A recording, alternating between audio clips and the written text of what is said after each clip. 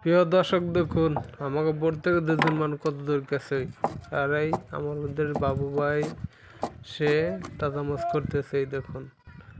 আর কত দূর গেছে পচা মাছ ধরতে দেখুন এই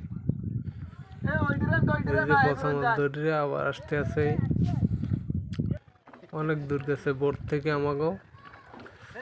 আবার আসতে আছে দুইজন পচা মাছ ধরিয়া ওই যে পচা মাছ এই দেখুন